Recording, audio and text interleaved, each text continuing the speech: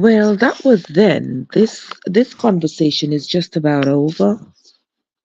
Cause yeah, conversation is over. I'm going on to my life, so we will pick it up where we left off, or we'll just leave it where it's at. Adios.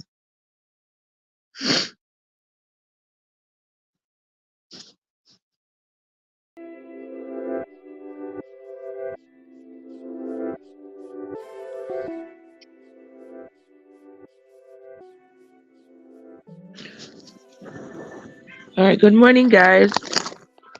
How's everybody doing this morning? I hope everybody is having a great Tuesday morning. This morning, we are going to have a shortened version of the Bible reading.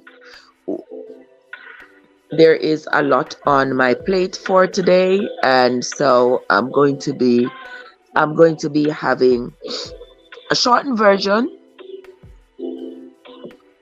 Yeah, we are going to be reading Isaiah chapter 31, 32, and 33 this morning. I'm not sure why this is so loud. Okay, that's how much we're going to be reading today, Isaiah 31, 32, and 33, so that we can get so that I can get in some more of what I have to do today into my schedule. It's an absolute pleasure being here. Good morning again, everybody. Thank you all so much for coming. Those of you who are here, those of you who will be here later today, and those of you who will be here at some other point in time, because this video will remain on my channel. I want to say welcome. Thank you all so much for your continued support. Now, yesterday we read about Isaiah. We read chapters, I think, 31 through to chapters 27 through to 30 yesterday, and basically was talking about God's mercies towards his church and how he was going to allow the Israelites to succeed, to win, to survive. And then again, it spoke about the Egyptians. So as I admittedly told you all yesterday, it was a bit on the unresolved. I'm not going to say confusing, but I'm going to say an unresolved case of understanding. Let's just put it like that. Yes, but this morning the reading is talking about the folly of trusting in Egypt. Now remember, the children of Israel, now they were turning to the pharaohs for help, for mercy, and we know how that has gone historically, that the Egyptians have never been fans of the Israelites, and so too have the Arabs and the Lebanese and the Syrians. They've never been fans of the Jews, and that's why the Jews had been persecuted over and over throughout history by these special groups. So today we are going to be reading about the follies, and the folly means, you know, what happened, the negative responses that the children of Israel experiences for putting their guards down and trusting the Egyptians to help them to overcome their other foes. Because, you know, guys, when you have enemies around, you might say, oh,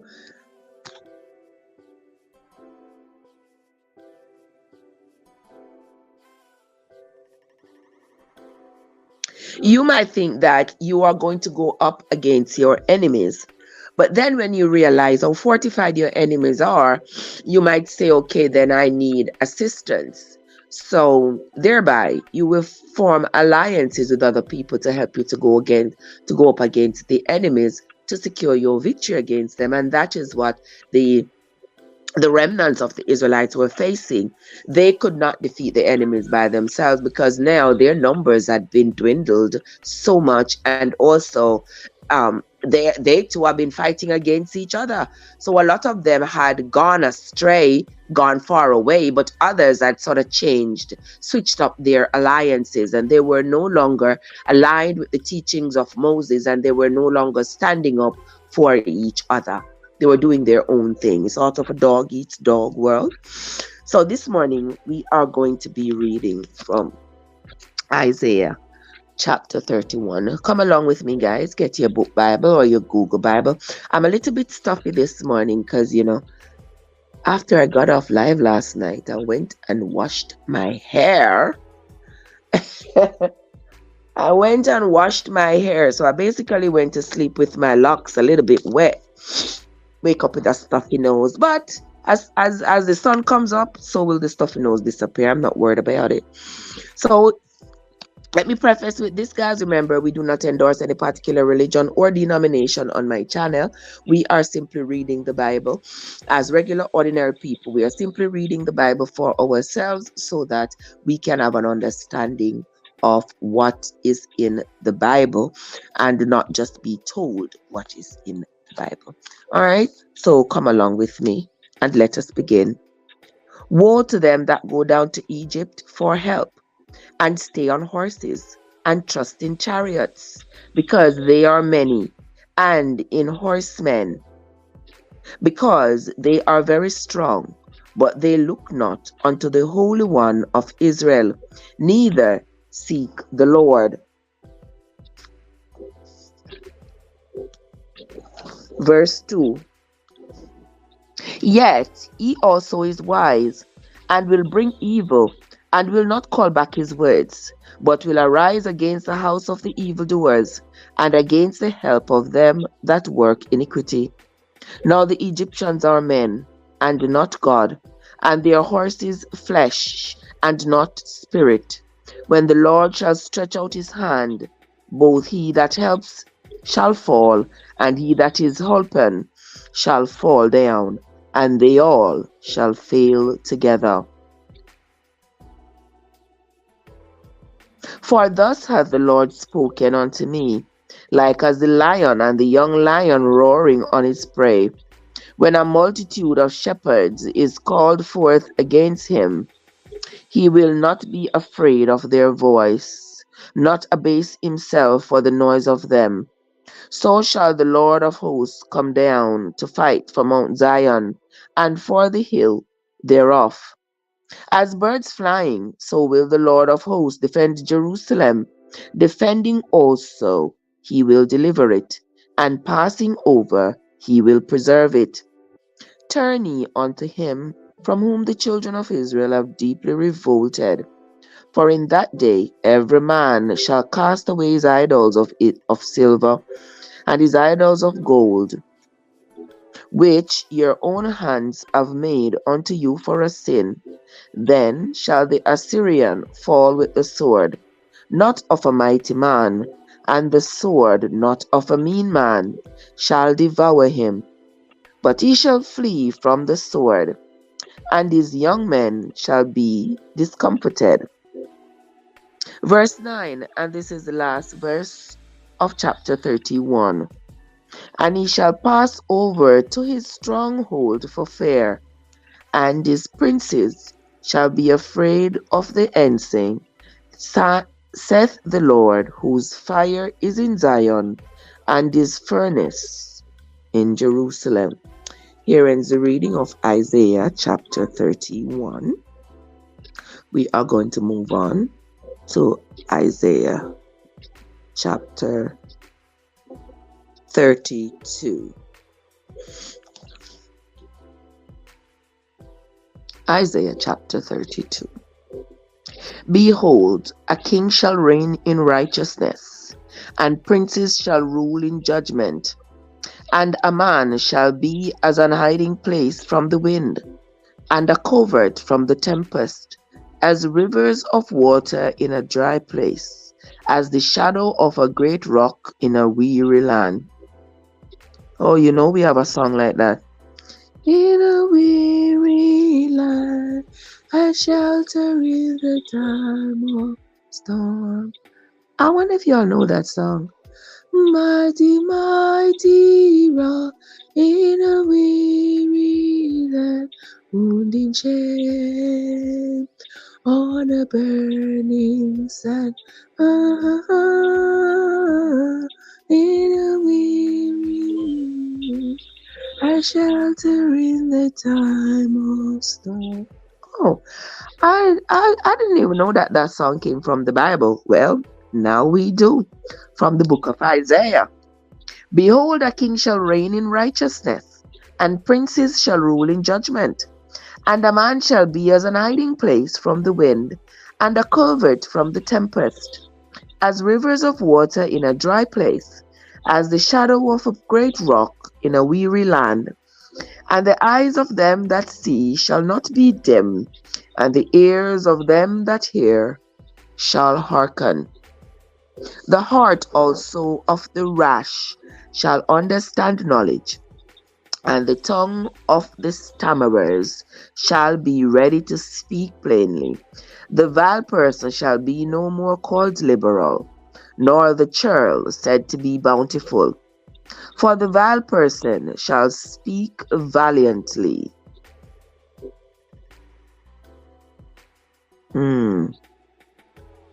For the vile person shall speak villainy, and his heart will work iniquity. Oh boy. Oh boy. Let's read that again. And this is verse 6 of chapter 32 of the book of Isaiah. For the vile person will speak villainy, and his heart will work iniquity, to practice hypocrisy, and to utter error against the Lord, to make empty the soul of the hungry, and he will cause the drink of the thirsty to fail. The instruments also of the churl are evil. He deviseth wicked devices to destroy the poor with lying words, even when the needy speaketh right. But the liberal deviseth liberal things, and by liberal things shall he stand. Rise up, ye women that are at ease, hear my voice, ye careless daughters, give ear unto my speech. Many days and years shall he be troubled, ye careless women, for the vintage shall fail, the gathering shall not come. Tremble, ye women that are at ease, be troubled, ye careless ones, strip you, and make you bare, and gird sackcloth upon your loins. They shall lament for the trees of the pleasant fields, for the fruitful vine. Upon the land of my people shall come up thorns and briars, yea, upon all the houses of joy in the joyous city, because the palaces shall be forsaken, the multitude of the city shall be left, the forts and towers shall be for dens forever, a joy of wild asses, a pasture of flocks. Until the Spirit be poured upon us from on high, and the wilderness be a fruitful field, and the fruitful field be counted for a forest. Then judgment shall dwell in the wilderness, and righteousness remain in the fruitful field. And the work of righteousness shall be peace, and the effect of righteousness quietness and assurance forever. And my people shall dwell in a peaceful habitation, and in sure dwellings, and in quiet resting places. When it shall hail, coming down on the forest, and the city shall be low in low places. Verse 20, and this is the last verse of chapter 32. Blessed are ye that sow beside all waters, that sent forth thither the feet of the ox and the ass. Here ends the reading of Isaiah chapter 32. where Isaiah is prophesying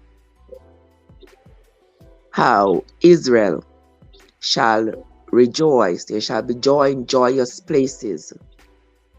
Their dead shall be able to rest in peace. And the people shall dwell in peaceful habitation. This is Isaiah's prophecy for the children of Israel. Now we know that that day hasn't come yet, because the wars, they continue to fight wars. There continue to be bitter wars over there in the Middle East as the Palestinians fight to get their land back and Israel fights to keep it. The story goes on. Let us continue. We are going to read Isaiah chapter 33. I just wish, my friends, there could be a resolution to this conflict. This conflict is never going to end. And I don't know if that is how nature or the gods deemed it, that this conflict must go on and on and on and on and never end. Because that would be some real debauchery, I tell you. For this conflict to just continue taking innocent lives and the war, and I don't know how somebody could be comfortable, how anybody could be comfortable living in that environment where there is just constant war. It's draining, man. Draining. But we are going to continue. Chapter 33. Woe to thee that spoilest, and thou wast not spoiled. The dealest treacherously, and deals treacherously. I don't know why they use it. Oh, well, it's Old English then, this dealest and realest and all of that. But woe to thee that spoils, and thou was not spoiled, and deals treacherously, and they dealt not treacherously with thee. So here the Bible is saying, woe be unto you. You spoil something, but nothing was spoiled for you that caused you to spoil something else. You are just a terrible person, to say the least. Yeah. You spoil something not out of revenge, just because you can be considered maybe the spoiler. You deal treacherously with someone, not because they are done treacherously with you, but because you are an unkind, mean, and cruel person. When thou shalt cease to spoil, thou shalt be spoiled. And when thou shalt make an end to deal treacherously, they shall deal treacherously with you. You all understand that? Yeah. You spoil something for somebody when they didn't do anything wrong to you.